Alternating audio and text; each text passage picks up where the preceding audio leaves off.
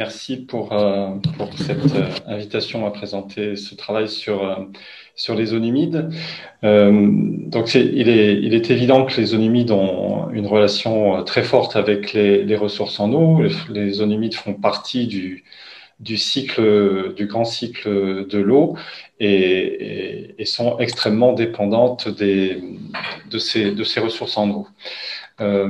Les zones humides dans la région sud, ce sont des milliers de zones humides qui sont principalement de type zone humide alluviale le long des cours d'eau.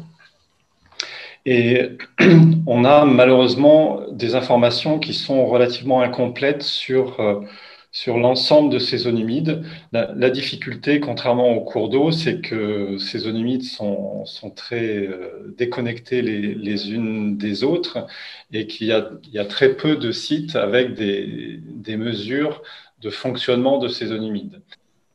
Donc, des zones humides qui sont très morcelées et sur lesquelles on n'a pas les données hydrologiques indispensables pour pouvoir évaluer les conséquences du changement climatique sur ces zones humides.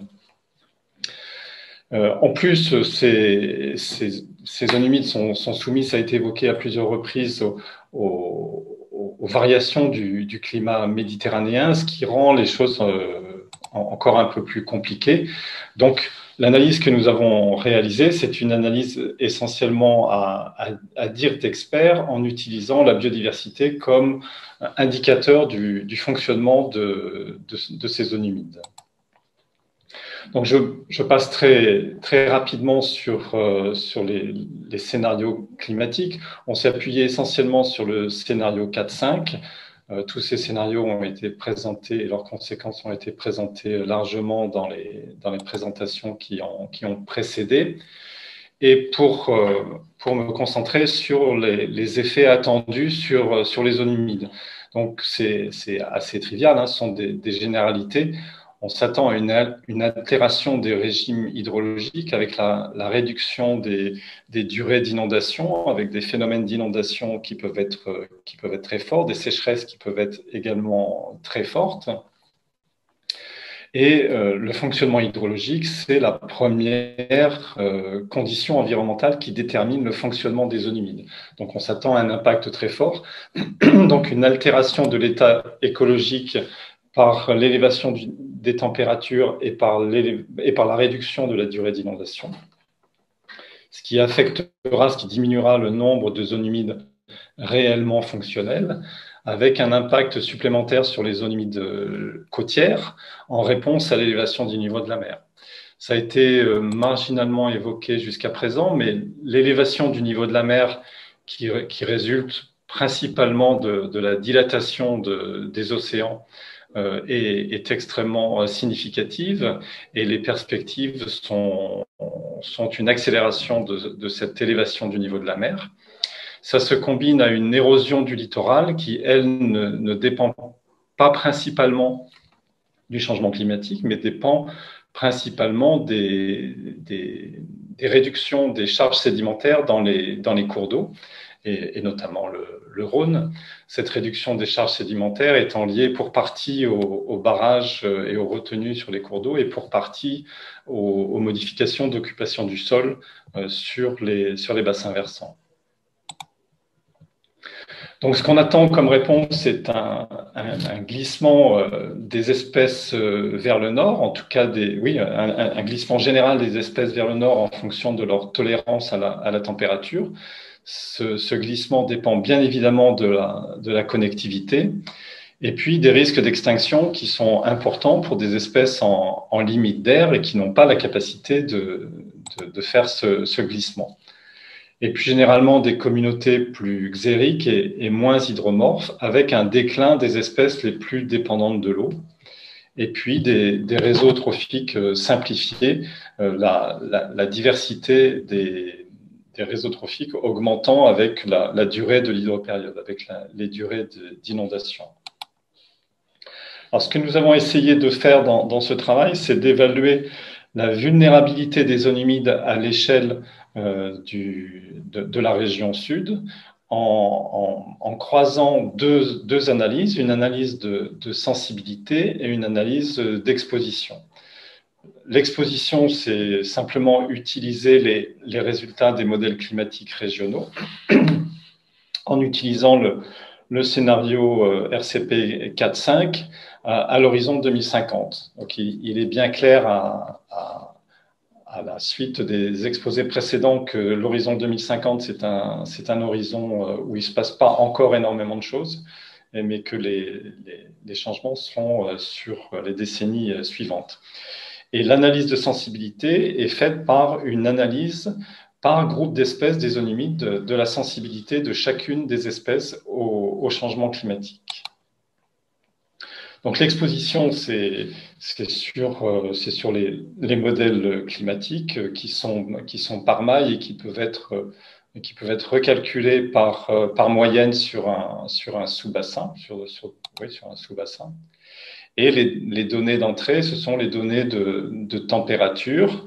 Vous voyez ici les modifications attendues, l'augmentation attendue des températures en fonction des différents bassins. Ce sont les sous-bassins versants qui sont notés sur la carte.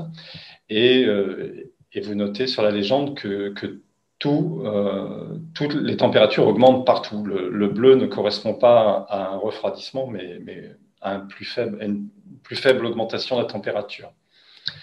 De la même manière, l'évolution des précipitations journalières moyennes, avec, comme il a été dit précédemment, des incertitudes plus grandes sur les précipitations que sur les températures.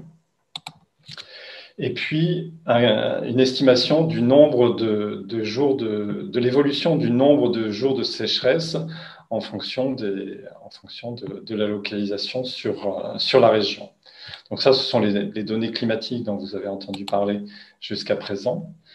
Et donc, comme je le disais tout à l'heure, les données fonctionnement par zone humide sont extrêmement rares et permettent aucune généralisation à l'échelle de la région. Donc, nous avons eu une approche espèce basée sur la flore, les odonates, les amphibiens et les oiseaux nicheurs, qui sont un compromis entre les données disponibles et les groupes qui sont sensibles à l'hydrologie. Donc, les données d'entrée, ce sont les bases de données régionales sur la région, et essentiellement deux bases de données régionales, la base de données Silène pour la flore et la base de données faune-PACA pour la faune. Donc, sur ces bases de données, on a de très grandes disparités sur la densité de données. Vous voyez qu'on a un ordre de grandeur entre les régions avec le moins de données et les régions avec le plus de données, ce qui va avoir des conséquences sur notre capacité analytique, notamment dans la région centrale où on a beaucoup de trous dans les données. Donc, le calcul des indices de sensibilité, il est fait de la façon suivante. On a des cartes, on a des couches SIG sur la localisation des zones humides, et on a des localisations des espèces. Et donc, pour chaque zone humide, on a calculé pour chaque espèce une dépendance à l'eau, son statut de rareté, qui est exprimé par un niveau de menace au niveau régional pour la flore et au niveau national pour la faune. Et puis, on a considéré les limites d'air pour les différentes espèces et la mobilité pour la faune. La flore étant généralement assez peu mobile. Donc, le résultat, c'est un indice de sensibilité qui est ce IGS-ZH. Et donc, ces calculs nous ont donné, par exemple, pour la flore, une sensibilité très forte de la flore au changement climatique sur la zone de la plaine des Morts, avec des richesses floristiques très grandes, avec beaucoup d'espèces rares et et a priori sensibles sur des milieux à inondation temporaire, donc très, très sensibles aux modifications hydrologiques. Des changements, une sensibilité forte également sur la Camargue, et puis moyenne sur globalement l'ensemble des cours d'eau, à quelques exceptions près, avec des cours d'eau sur lesquels et des zones humides sur lesquelles on n'a pas de données disponibles. Les tracés que vous voyez qui ressemblent à des cours d'eau sont en fait les zones humides qui sont liées aux cours d'eau. Donc la même carte pour les odonates, avec une répartition un peu différente, avec des espèces sensibles plutôt en montagne, et la Camargue se retrouve avec une sensibilité faible. Et pour les amphibiens, des espèces qui ont une mobilité généralement assez faible, c'est un peu la même chose, des enjeux forts sur Porquerolles avec une espèce très rare, et puis sur la Haute-Durance liée au sonneur à ventre jaune. En Camargue, le Pélobate cultripède justifie une sensibilité relativement forte dans certains secteurs. Pour les oiseaux, on a une difficulté méthodologique qui est que la sensibilité correspond à peu près à la densité d'observation. Donc, on a une plus grande difficulté aussi pour ce groupe, parce que ce sont des espèces extrêmement mobiles en principe. Et donc, on a quand même quelques zones qui sont particulièrement sensibles, liées au râle déjeuner, à la locustelle locignoïde, et puis sur le complexe Camargue-Berre, où il y a beaucoup d'espèces qui sont